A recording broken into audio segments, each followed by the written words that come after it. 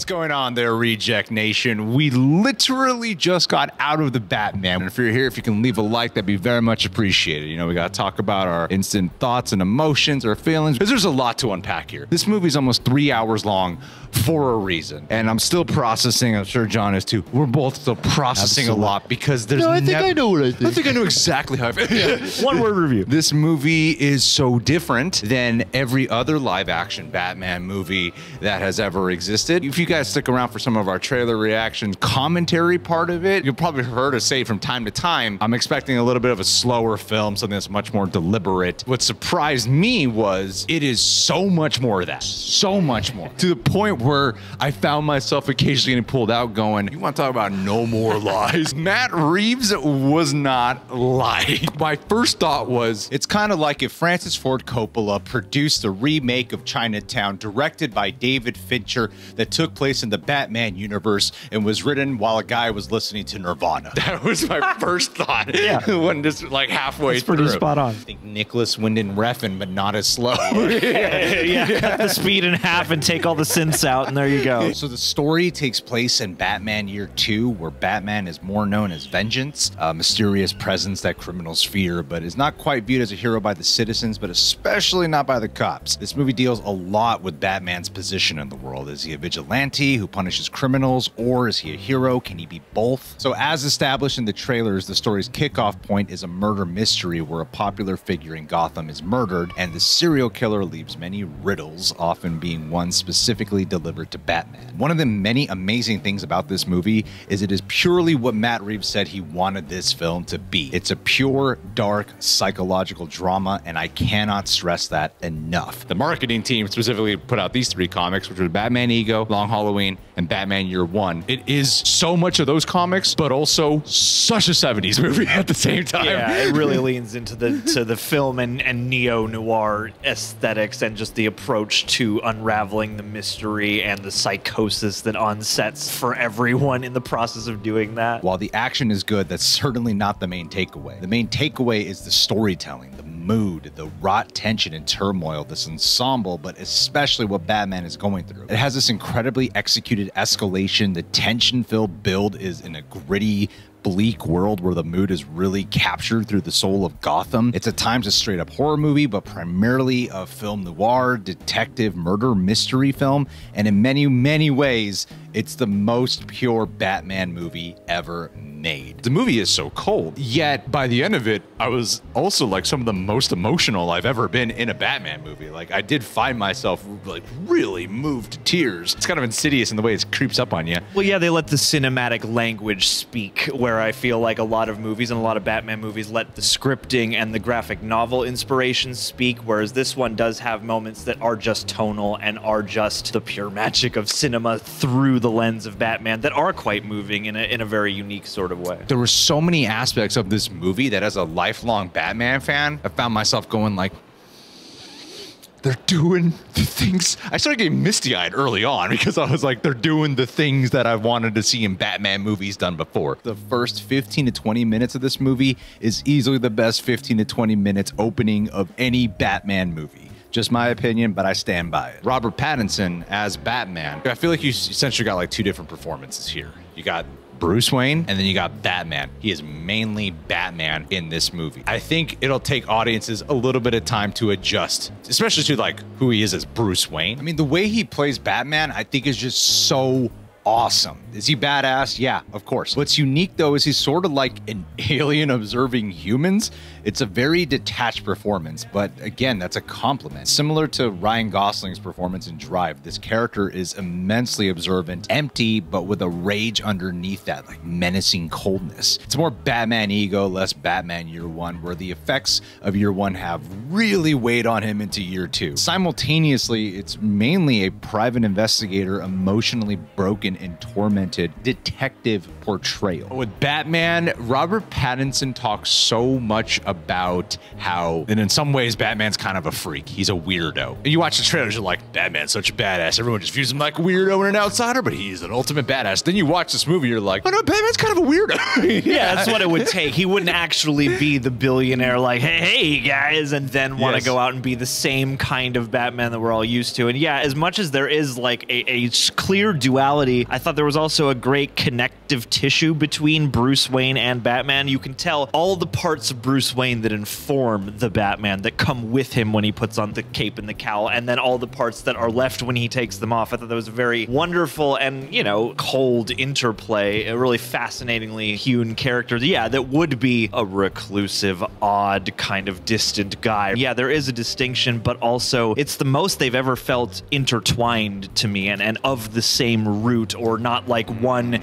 is simply a veneer to hide the other. Like, they both feel integral to the way he plays the character, and it felt quite unique in the array of on-screen Batman and Bruce Wayne performances that we've seen thus far, for sure. It's definitely unique. Matt Reeves would talk about how he really was inspired from like Kurt Cobain and listened to a lot of Nirvana while writing this movie, and so much of Bruce Wayne does feel like, okay, I see all that inspiration. It feels so like punk, grunge type of portrayal of Bruce Wayne. So much of that performance in his eyes, especially. He's just so engrossing. Yeah. Like, in the world of the movie, he draws all the energy in, and when you're watching him on screen, he draws every eyeball to him. The whole supporting cast is so good. You can name everybody. Like, everybody brings such a presence and feels so distinct, and they are a great ensemble together. I mean, even though there are certain characters that you want to see and that you're looking forward to, they all feel like integral pieces of the puzzle, and everybody brings their A game. Like, everyone's got multiple moments that really grab you. Paul Dano as Riddler. I mean, look, Paul Dano, he's phenomenal, all right? Elements of the Zodiac Killer, elements of Jigsaw,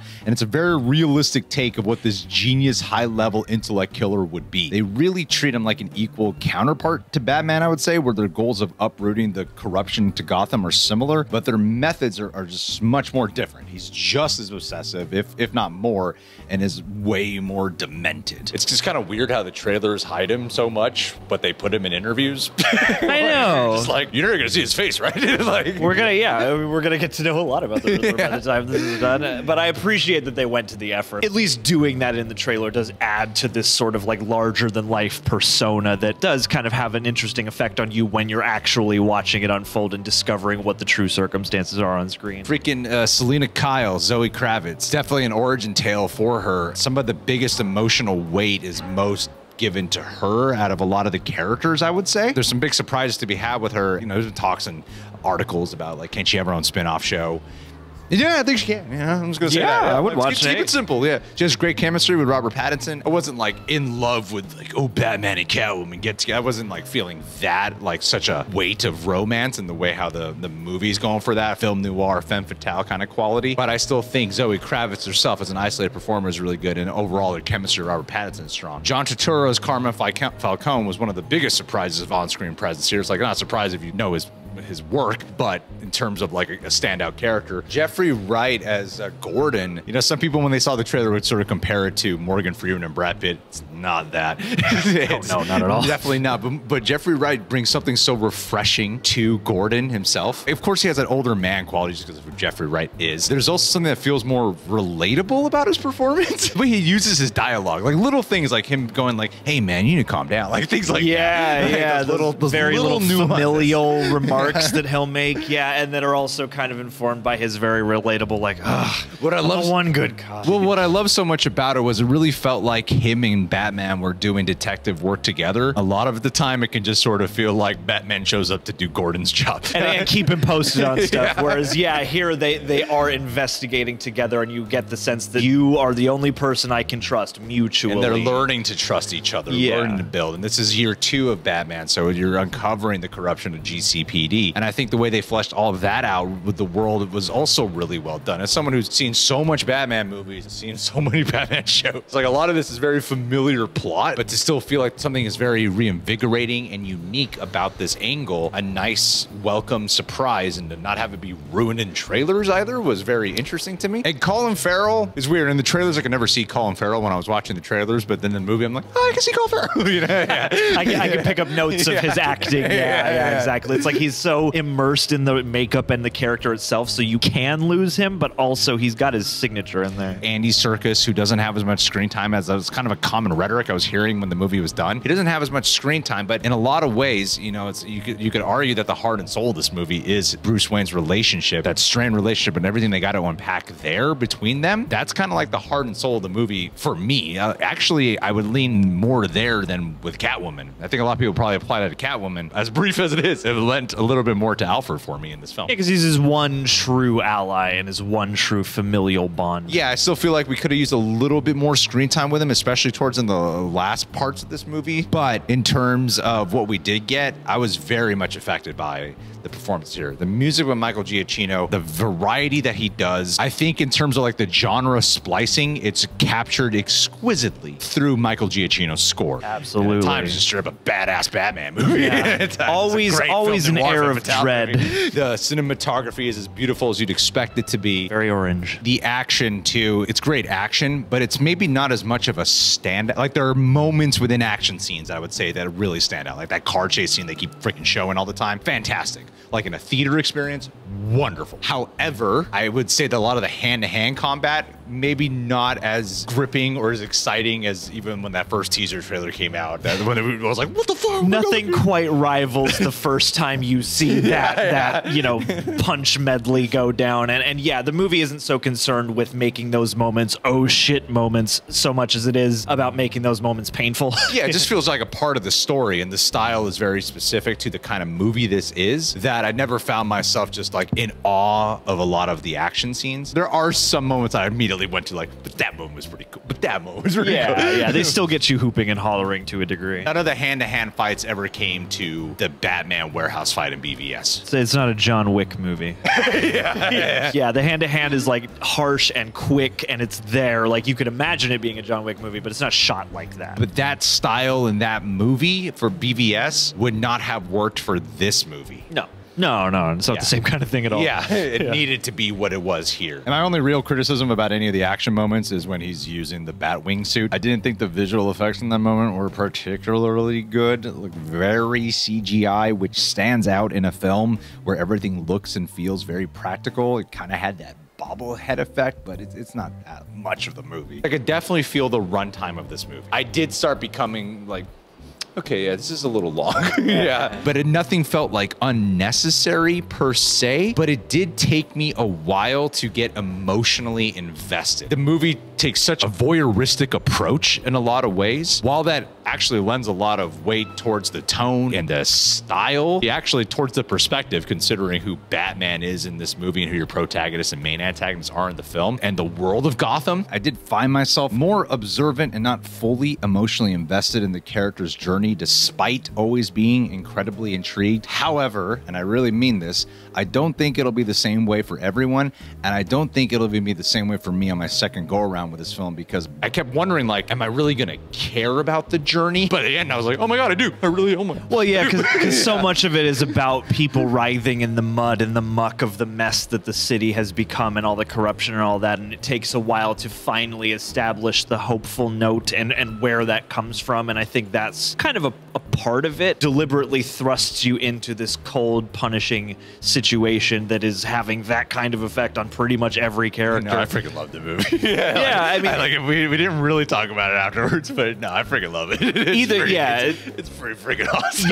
You'll need another viewing or two to really kind of start to articulate how you feel. But one thing is for certain: when you see it, it's big and scopic and confident and cinematic. It feels planned out to the degree that, you know, the Riddler is building plans or whatever. It does strike me as the kind of movie that critics will definitely love, and I wonder what the divide might be for fans. It's a really big wonder. The only real reason why I say this is because while this movie is fantastic in my opinion, it's also so different than any live action Batman film, and it doesn't quite elicit the same emotional reaction the trailers do. It's much more different, especially because it's not quite aiming to be a crowd pleaser, but I do hope that majority end up loving it. You know, I really can't tell if it'll be divisive or not. So yeah, guys, it's awesome. I don't know where I'd rank it yet, but right now it's a high recommendation. It's a solid Batman out of Batman. It's going to take some processing for some people. I didn't realize I loved it until while talking about it right now. Yeah. It's not the crowd-pleasing popcorn movie, but what's been so satisfying to me in this discussion has just been like, wow, how much of, this feels like a Batman film we get to talk about. It feels like the next progression beyond into just, this feels like a full-fledged cinematic film that could have come out without comic book source material, you know? All right, guys, well, that's it. Keep a lookout for spoiler talk.